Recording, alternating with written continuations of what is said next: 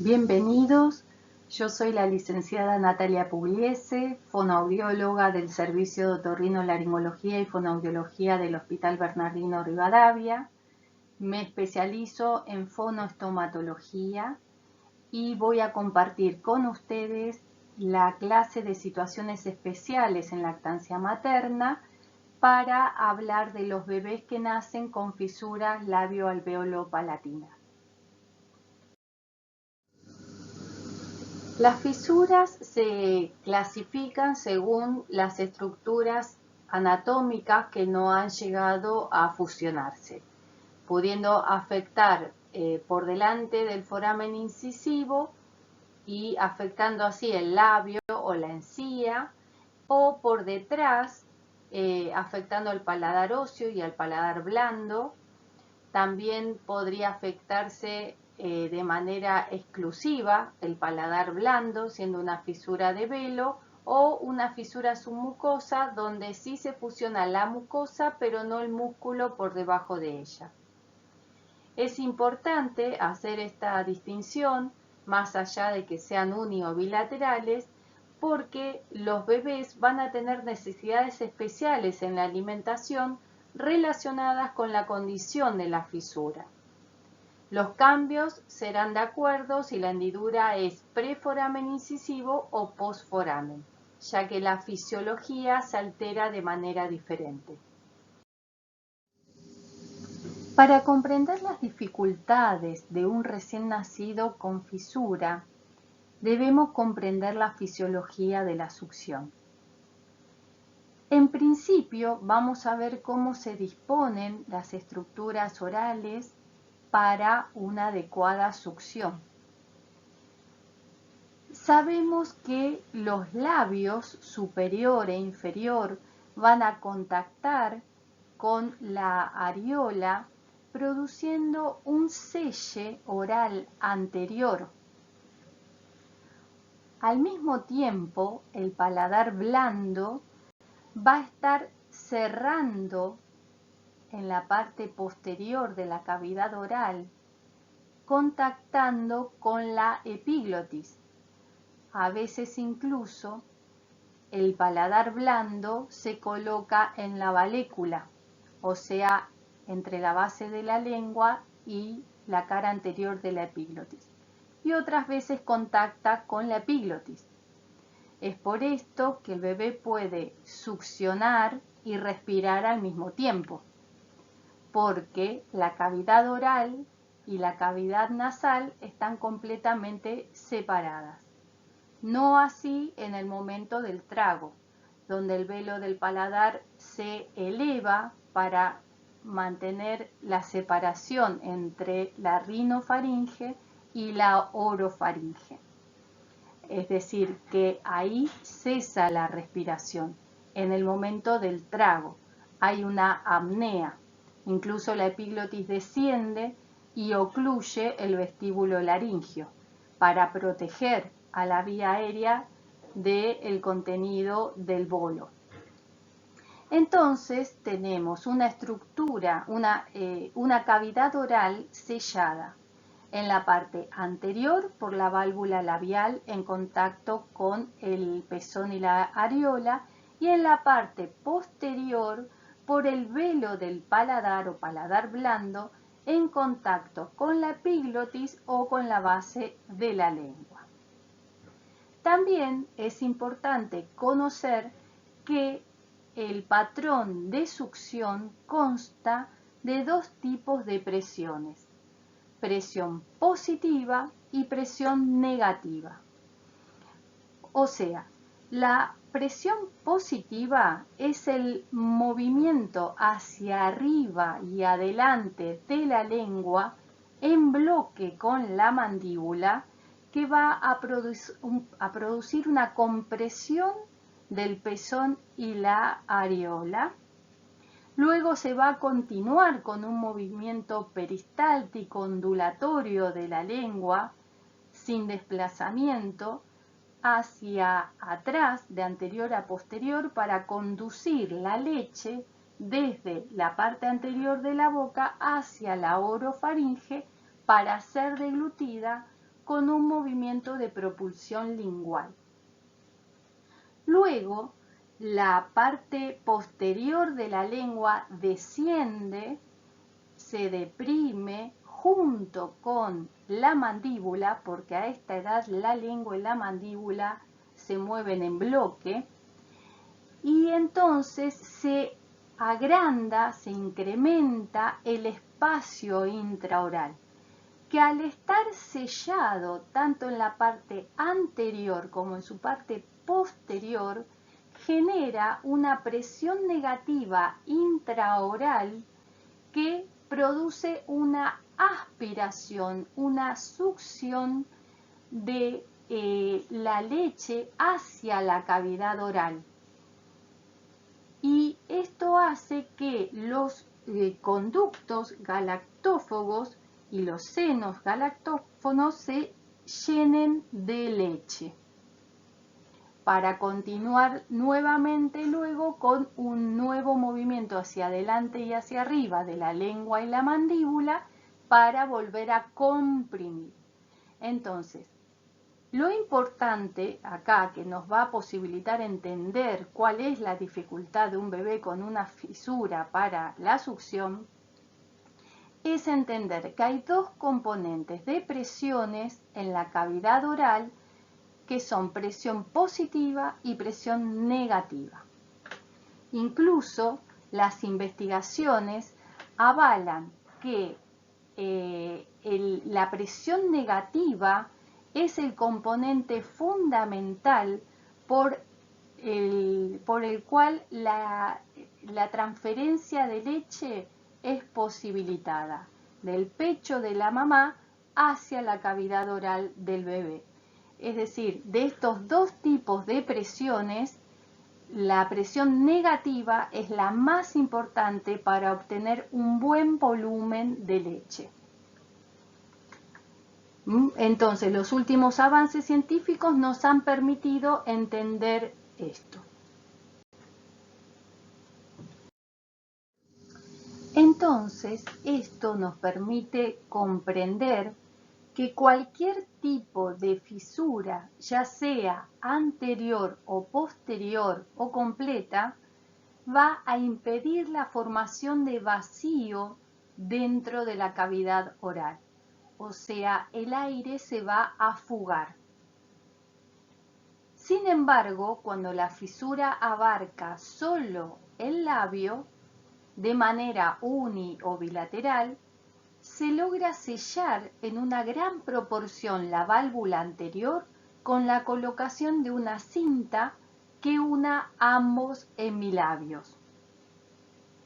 No obstante, estudios científicos, al igual que la experiencia, han demostrado que los bebés con paladar óseo o blando hendido no son capaces de generar ninguna presión intraoral negativa, debido a la comunicación permanente entre la boca y la nariz, aún en presencia de placa obturadora, ya que la placa nunca reemplaza el paladar blando y por lo tanto el cierre velofaringio continúa insuficiente.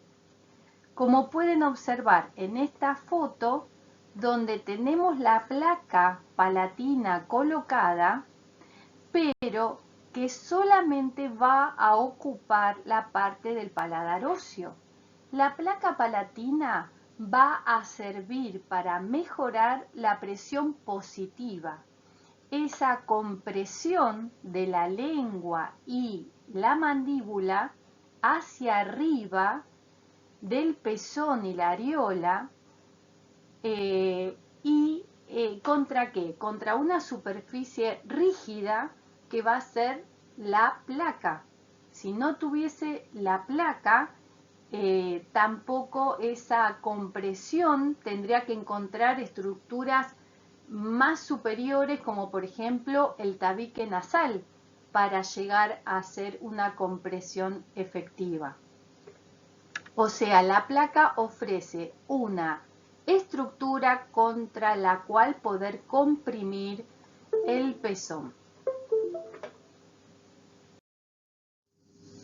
Entonces, cuando nace un bebé con una fisura aislada del labio, ya sea uni o bilateral, tenemos que saber que la dificultad va a radicar en el selle de la válvula labial, alrededor de la areola, con lo cual se deberá colocar una cinta uniendo los semilabios superiores.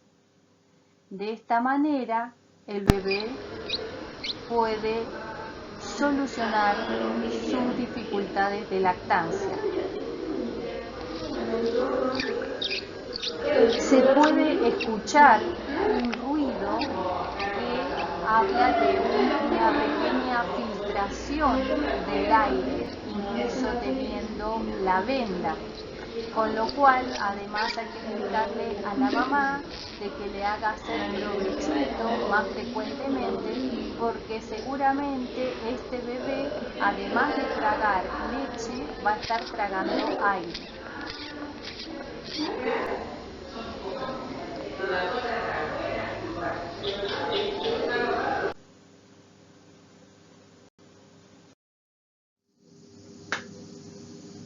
Pero, ¿qué sucede cuando la fisura es posterior o la fisura es completa?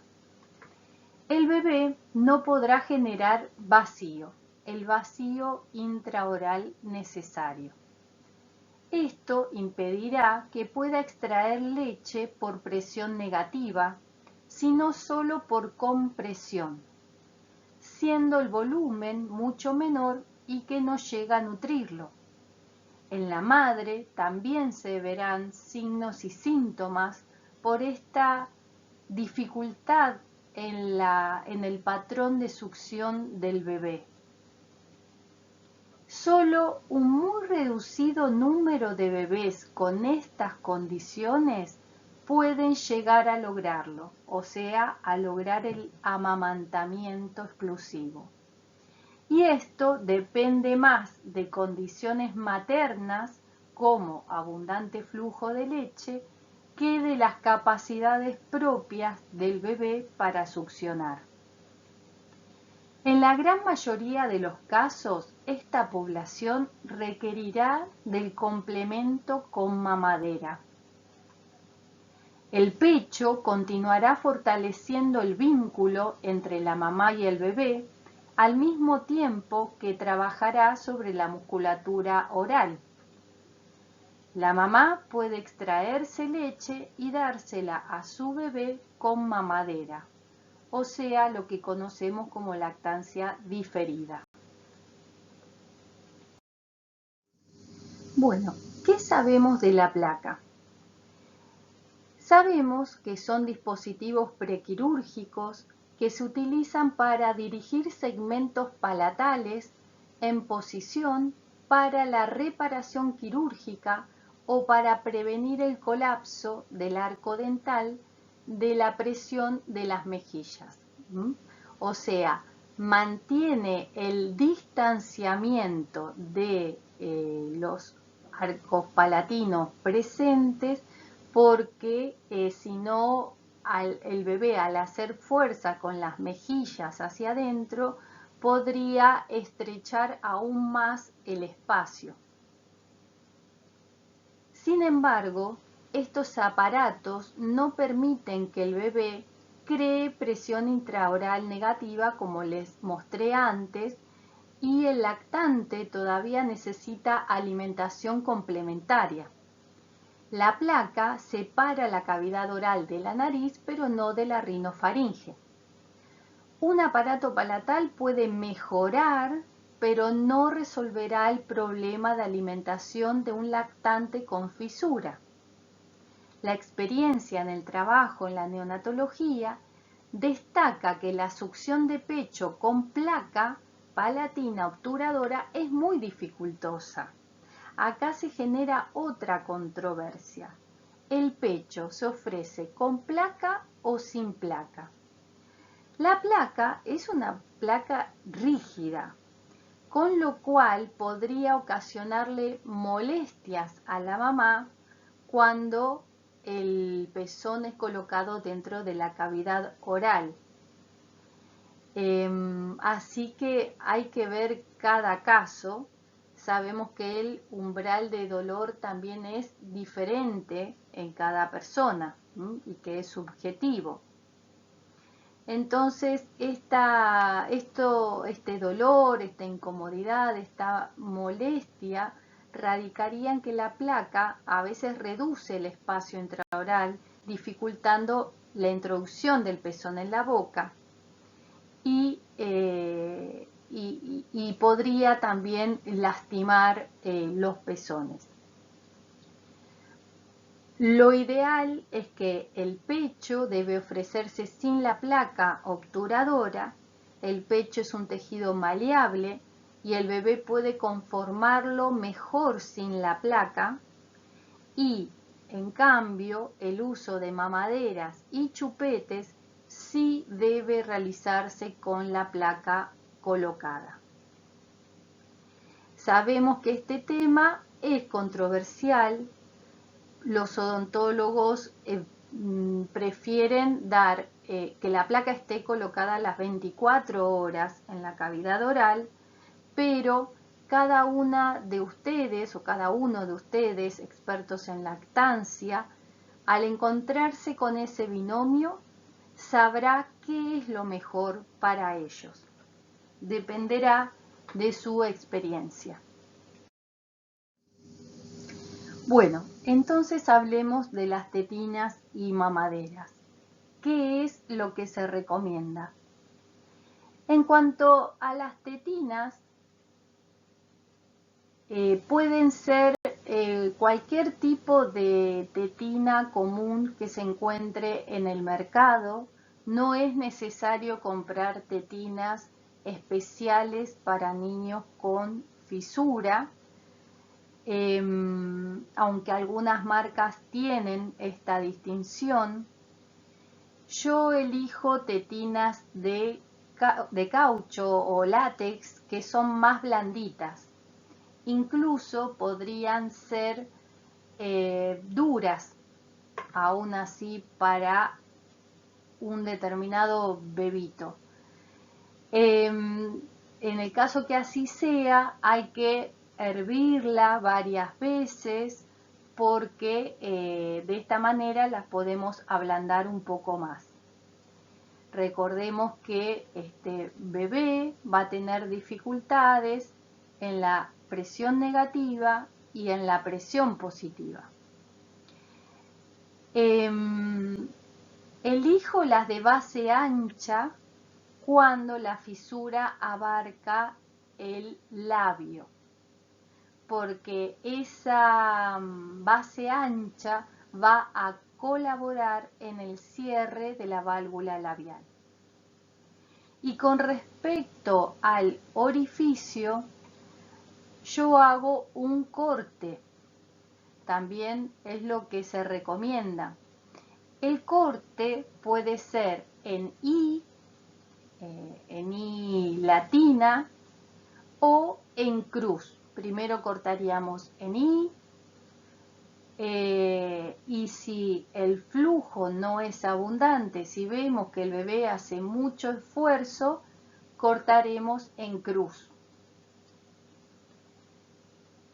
La diferencia entre cortar la tetina de esta manera y aumentar un orificio redondo es que cuando lo cortamos en I o en cruz, el bebé solamente va a permitir la salida de flujo mientras comprima la tetina, o sea, mientras haga esa presión positiva. Y cuando el bebé deje de comprimir, se vuelve a sellar la tetina de manera hermética, no posibilitando que el flujo continúe saliendo cuando el bebé no está preparado para deglutirlo. Nosotros sabemos que la succión elicita o facilita o permite o invita a la deglución.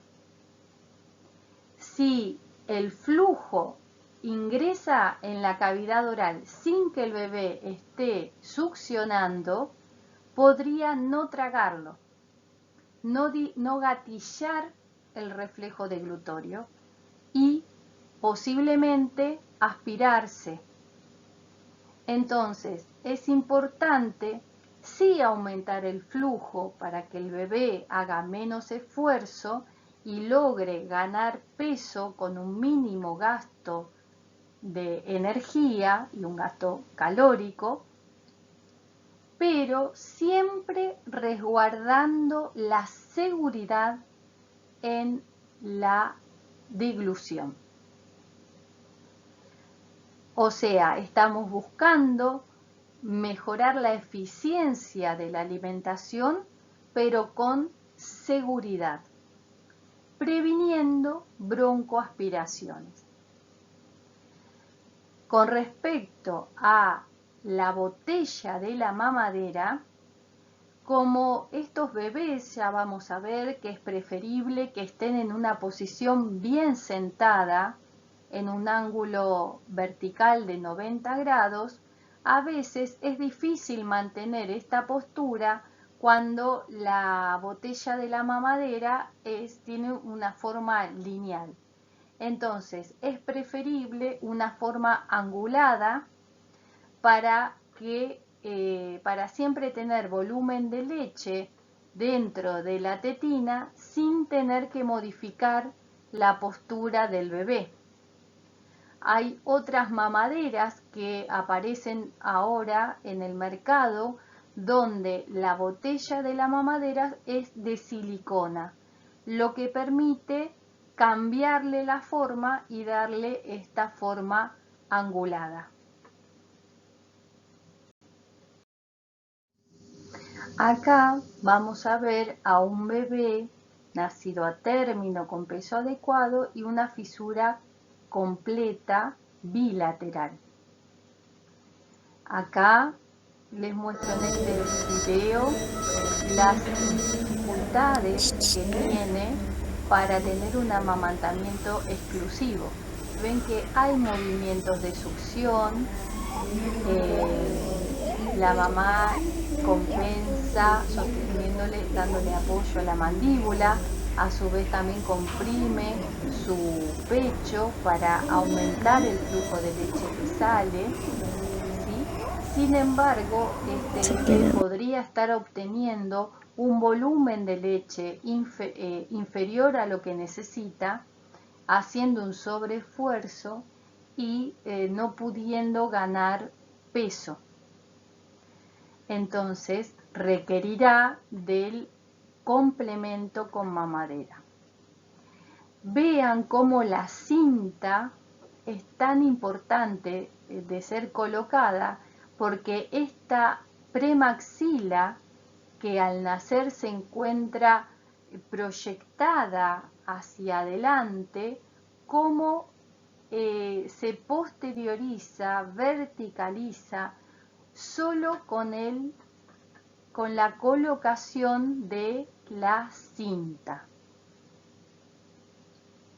Esta cinta podría estar muy apretada para este bebé, así que son cosas que hay que tener en cuenta, no producirle una molestia, hay que balancear, que equilibrar entre lo que necesita y, digamos, para su estructura, pero también lo que necesita para su desarrollo emocional y sus primeras experiencias a nivel oral, a nivel facial, ese tacto, esas conductas que intentaremos que sean lo menos invasivas para que el bebé pueda hacer una buena experiencia de tacto oral y facial y que no perjudiquen a futuro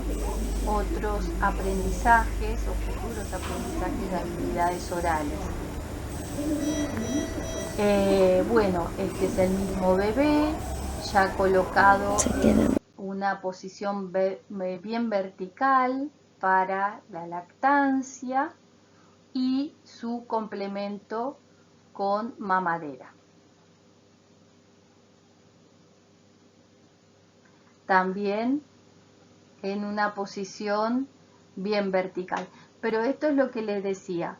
Ven, cuando la mamadera es lineal, es decir, es recta, uno, para darle la última parte del volumen, va a reclinar al bebé hacia atrás. Eso lo podría poner en riesgo de un reflujo nasal o de otras cosas que vamos a ver después, que tiene que ver con los oídos. Entonces, para mantener esta postura vertical, aún con la mamadera, deberíamos poder conseguir otro tipo de mamadera. Entonces, sintetizando las ayudas complementarias que van a ser necesarias de administrar, de sugerir a la mamá, serían, en primer lugar, lo de un posicionamiento adecuado, con una posición de frente al pecho a 90 grados, preferentemente, dependiendo de las posibilidades, y esto evitaría el reflujo nasal, es decir, el pasaje de leche a la rinofaringe, y también disminuiría la otitis. Sabemos que la trompa de Eustaquio está horizontalizada y es corta en los bebés. Sabemos que ya de por sí los bebés son más propensos a padecer otitis, las infecciones del oído medio. Y en este grupo poblacional se agrega la alteración de los músculos periestafilinos internos y externos que conforman la trompa de Eustaquio. Entonces son más propensos a tener otitis, hipoacusias conductivas, y estas otitis por el pasaje del líquido hacia el oído, desde la faringe hacia el oído. Y otra de las ayudas complementarias, como estos bebés hacen mucho esfuerzo y se cansan fácilmente y se duermen, las mamás podrían ayudarlo aumentando el flujo con la compresión de la mama.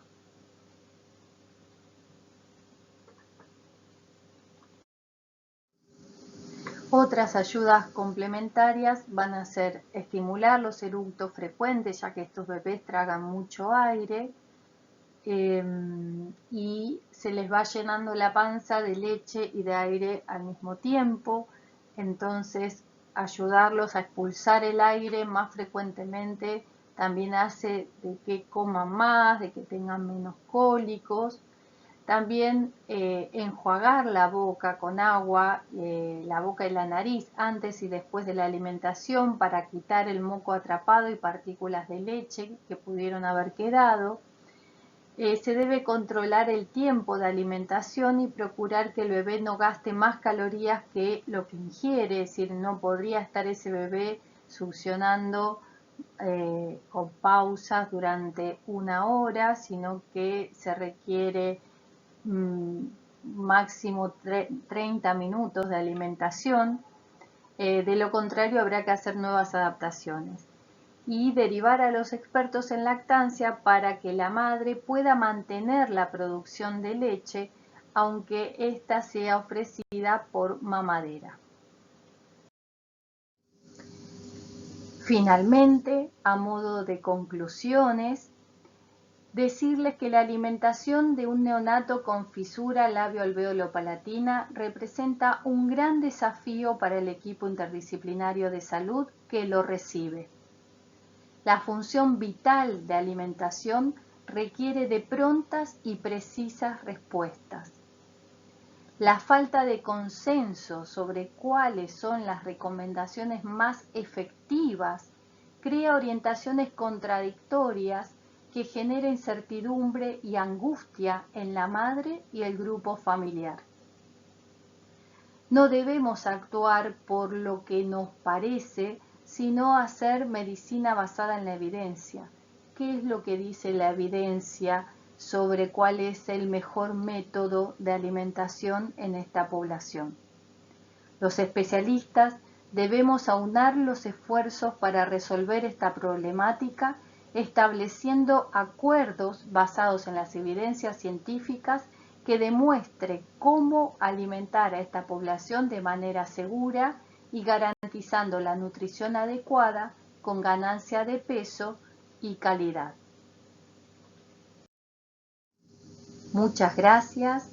Hasta el próximo encuentro.